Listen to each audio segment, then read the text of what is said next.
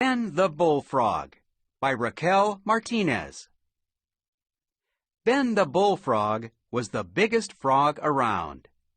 At 1, Ben was as big as a cat. By 3, he was bigger than a cow. And he just kept growing. He outgrew his pond quickly. He always dreamed of finding the perfect home. It had just the right amount of water. It had tall grass by the shore and big trees in the distance. Ben went out to find it. Ben leaped from pond to pond, from river to river, and from lake to lake. All the ponds were just too little for him. No river was wide enough. No lake was deep enough.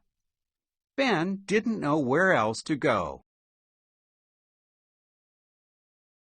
A large heron flying overhead landed beside him.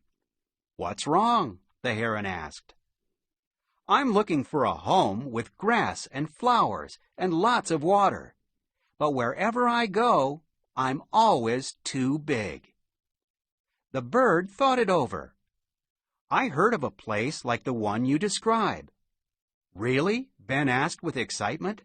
"Where is it?" "It's far north of here.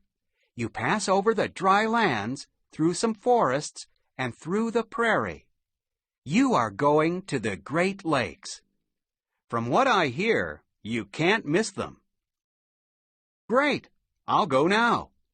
Ben waited a minute before jumping. "What's wrong?" the heron asked. Ben looked around. "I've lived around here all my life. It's hard to leave." The heron nodded. "Sometimes we outgrow our first homes. We have to move on. But we can always remember that place in our hearts." The bird reached over and picked a blue flower with its beak.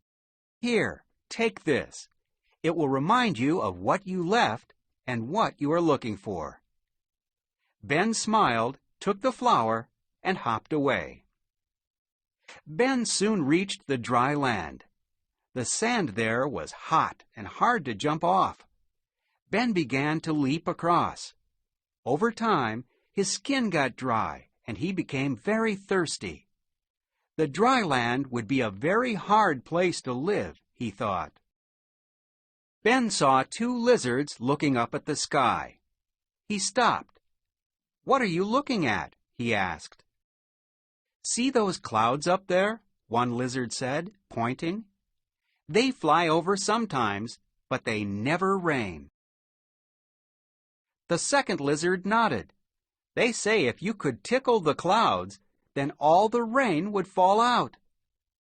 Ben looked up. "I could probably reach them." "Really?"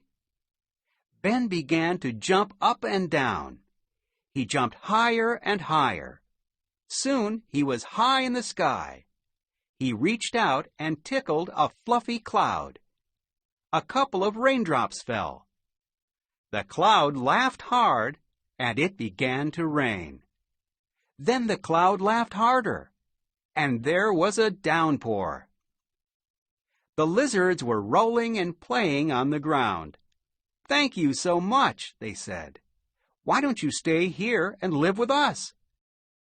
Ben had come far, but he still had not found a large lake. He remembered what the heron had said. "No, thank you. I know where I have to go." Ben smiled and hopped away. The next day, Ben reached a forest. It had the tallest trees Ben had ever seen.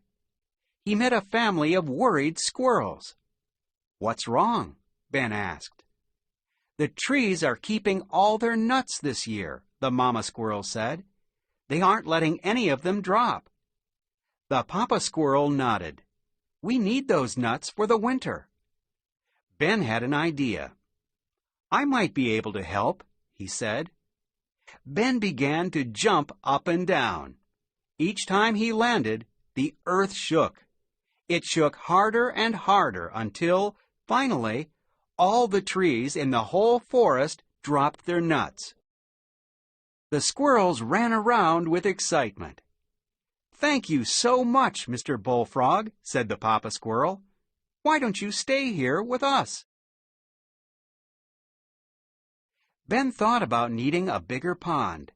He knew he had to keep searching. "No, thank you. I know where I have to go." Ben smiled and hopped away. Ben reached the prairie. It had grasses and flowers, but no trees. It was the longest stretch of open land he had ever seen.